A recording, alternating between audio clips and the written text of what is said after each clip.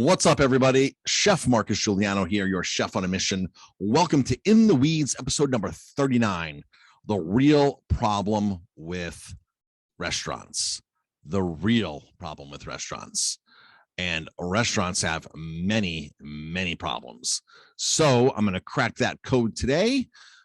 First off, thank you for tuning in. This is episode 39 of In the Weeds, where I share my experience on running a restaurant since 2003. I've been cooking since 1990. And sometimes I have a guest on here. A lot of times I have guests on here that drop some amazing knowledge of the industry. So make sure you check out some past episodes. If you want to be a guest on here, drop me an email, marcus@marcusg.tv, marcus@marcusg.tv.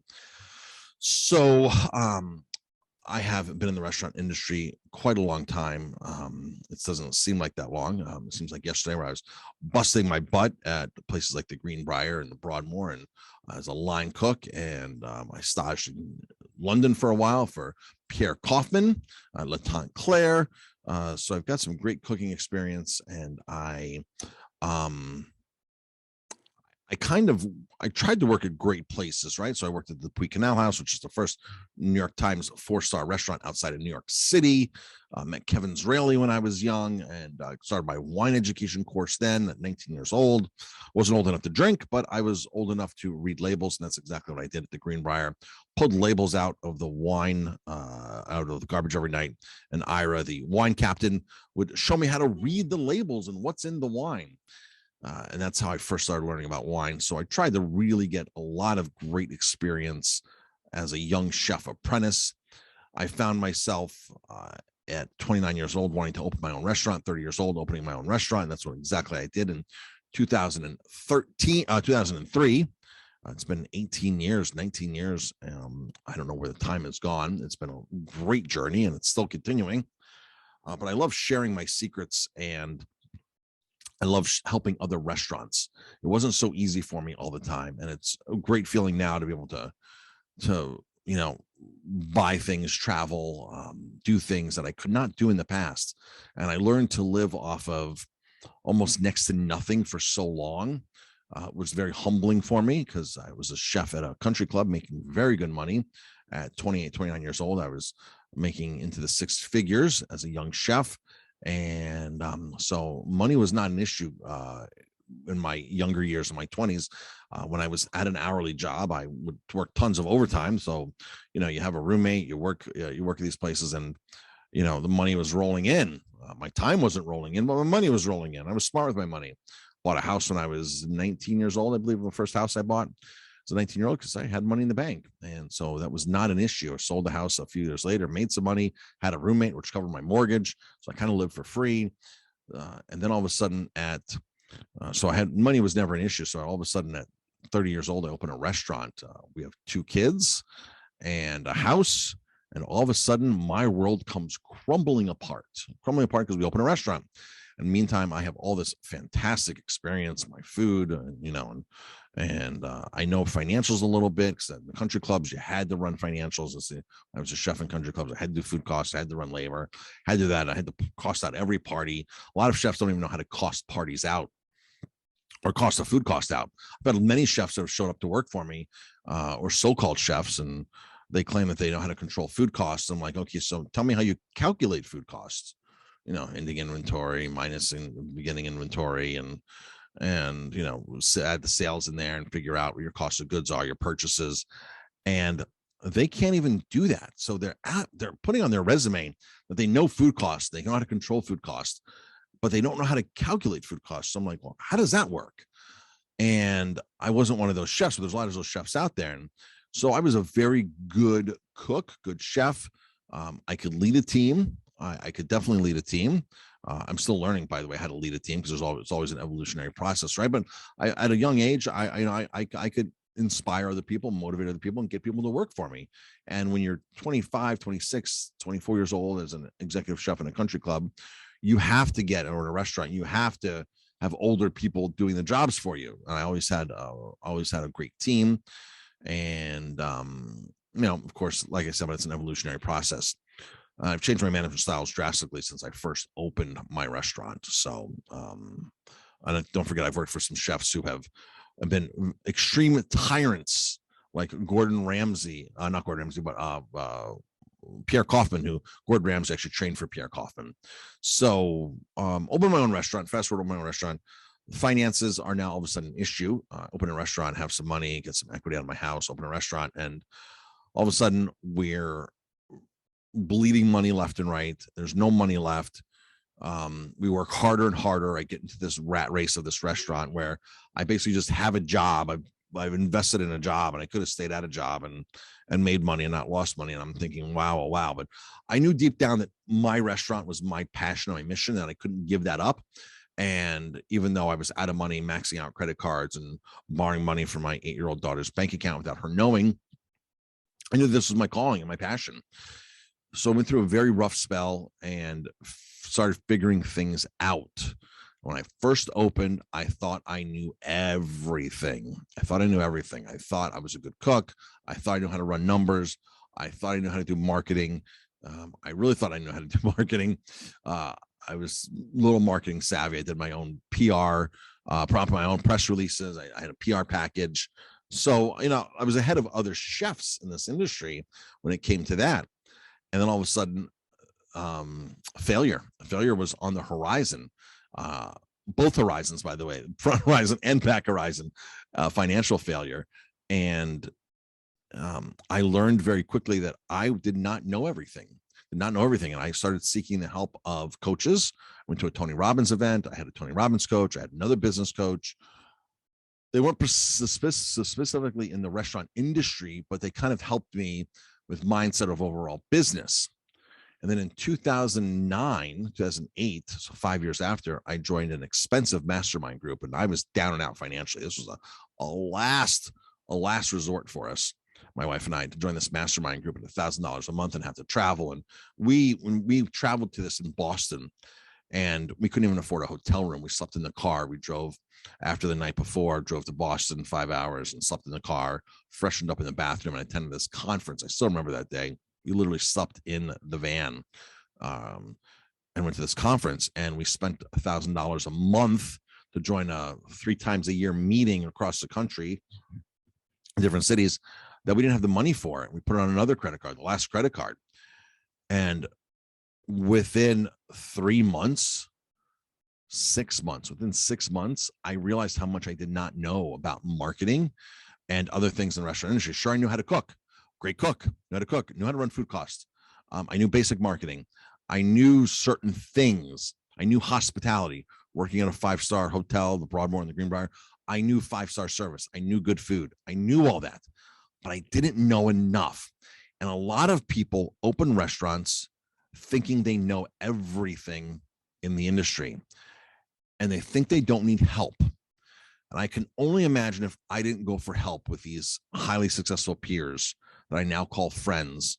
In 2009, 2008, when I joined this, I was putting it off because I said to myself, I saw the ad for it. I was a part of the one program, a lower program, and I said, this just isn't for me. This isn't for me. This group has nothing to offer for me. This program has nothing to offer for me, because there's different levels of membership. As low as $49 a month and all the way on up. And I said, this just really doesn't have like much going on for me. I can't see a value in here. I can't see me, my restaurant being a fit for this group, or this information working in my restaurant. And finally, we took the plunge when we were there in person. Within 6 months, my financials, my sales had started changing drastically. And it was sort of like my cooking career. I went from $12 an hour to 6 figures within a matter of 3 years. I've just fast tracked it, worked for all these great places, and fast tracked my salary once I started looking for a job for money. My restaurant was the same thing now. All of a sudden, we're fast tracking. My first year, I did $190,000 in sales. And now all of a sudden, I edged up to like 450. Now all of a sudden, I'm going from 450, 500 to 650 to 750. I mean, it's happening quick. So we entered the contest of this group, this mastermind group, growth contest. And I reported back my financials in the winter, from one winter to the winter previous. So a year to date for the first 3 months of the winter. And I was up 44% by applying the techniques that I was learning, this super steroided marketing techniques, like marketing maniac techniques, and a lot of direct mail, a lot of stuff. And that's what I talk about and my books is about all these marketing techniques. So 50mistakes.com, you can get to my book. Restaurant Growth Secrets University, you can get to my books. And my new book is called Everybody Still Has to Eat, which is surviving COVID and beyond the pandemic in the restaurant world. So I learned how to become a marketing maniac. And I learned I didn't know a lot of things. I learned I wasn't trying a lot of things. And I knew that what my issue was me. It wasn't all the exterior factors of, a bad economy of 2009, or, it wasn't all these bad things that, in a small area, small town, depressed town. Those weren't my problems. My problems were that I couldn't market my business. There were things I didn't know. And there were a lot of things I knew, but there were things I just didn't know. So now, post-pandemic, I see a lot of restaurants that are closing, a lot of restaurants that are blaming things like high food costs, labor shortages. They keep blaming and blaming and blaming and blaming. But what is the real issue here? Like, I'm having my 2 best years during the pandemic. 2022 is on record pace for another record-breaking year. And in the middle of a labor shortage, in the middle of a food crisis, inflation, I mean, I'm having record-breaking year again. I'm working different. Actually, I'm working far less than I was during the pandemic. I worked a lot, but I mean, I've been on a lot of travel trips this year, and from February to beginning of June, I've only been in my restaurant 2 or 3 weekends. That's it. I've been away every weekend besides those 2 or 3 weekends, watching baseball, going to Mexico 3 times in 6 months this last winter. Fantastic staff, great financials, great top end sales. So why am I succeeding, and why are certain restaurants succeeding, other restaurants aren't? So here's the real problem of the restaurant industry. It's not that the chicken wings are high. It's not that the frying oil is high. It's not that any of this. This is, everybody's in the same boat as you. Everybody is paying the same price for food. Everybody. Okay. If a restaurant is not raising their money, they will be out of business, because you have to raise your money, because you're going to be losing a lot of money. So you have to raise your prices. But the real problem with the industry is the operator of the restaurant. It's the operator's stubbornness. And for years, I would see chefs say, I don't advertise, chef owners, I don't advertise. My food is good. I don't need to advertise. Most of those guys, it's an ego thing. Most of those guys are gone. Those guys were gone years ago. Those guys sold out years ago, not sold out, but closed out, because they couldn't handle it. They couldn't do business. They weren't advertising, they weren't marketing. All of a sudden, digital age comes in. Facebook hits 2009. They're not doing it because they don't need the market. And all of a sudden, you have these washed up restaurant owners that now think they're consultants that can help other restaurants, when maybe they know how to turn on an oven at best and where to place it in a kitchen, what kind of equipment. But they don't know nothing about top end sales and marketing and social media. They know nothing about this. But yet there are these washed up consultants that their restaurants wouldn't work. Washed up restaurant owners, they're now consultants. Their restaurant wouldn't work because they didn't advertise. And so the biggest problem in this industry, folks, is you, the operator, your closed mind, your lack of willingness to ask for help, to look for help. And of course, you're not probably going to go to your neighbor down the street on the same block as you and say, hey, how do you market your restaurant? No, you're going to pick up a book. You're going to buy a course. You're going to get a mentor. You're going to take a course. You're going to go to a seminar. You're going to go to a food show that has stuff on marketing and sit there and listen to the speaker speak. Or you're going to watch a YouTube video, like maybe like this one, or follow my channel, or go to my website, Restaurant Growth Secrets University, and look and see what other successful people are doing, and then model what they're doing, not copy, but model what they're doing. Going down the street to do the same thing as your neighbor, that's copying. And that includes putting the same price tag or a lower price tag on a burger because you want to undercut them by 50 cents. That's copying, and that's your neighbor, and that doesn't count. I'm talking about getting some real serious education here and doing better and having an open mind. That is the real issue in this industry. It has been for years. It is right now. If you close during COVID, you couldn't make it during COVID. People had their best best years during COVID because they were open and they tried, they worked, and you figured out you don't have enough staff, you close an extra day. But we just placed an ad on Indeed and we had 30 applicants for 2 positions. I had to cut the ad off short because I had too many applicants. I had too many great applicants. I couldn't do it anymore. Just couldn't do it. I said too many people. And so we've had people in, we're training them, and we've had some fantastic people coming on board. So it's not all those external things. It's you, the operator, making excuses of why you can't succeed. That's the real problem. It's always been the problem, and it always will be the problem. Chefs, owners, stop being stubborn. Look for guidance. Look for help. Get it done. Modify, adjust, keep moving forward. That's the bottom line. Hey, if you want to run a great restaurant, go over to my website, restaurantgrowthsecretsuniversity.com. You actually get one of my books for free over there. Just pay shipping and handling, get that shipped out to you. But restaurantgrowthsecretsuniversity.com, tons of free information. All my contact information is there, by the way, so you can reach out to me, and I can help you. I can be the one of the ones that can point you in a great direction, help you out, and do all that kind of sorts of things. And literally, that saved my restaurant business many years ago. Not many years ago, but 2008, 2009. I don't know where I would have been, because you can't. The bleeding only can last so long. You only have so many credit cards to put all the debt on and keep piling it up. And I remember, back then we stopped putting stuff on credit cards, and we started paying off credit cards. And I remember my first year, my accountant goes, Marcus, you need to get rid of some of that extra money. I'm thinking, I have extra money? You mean I have extra money?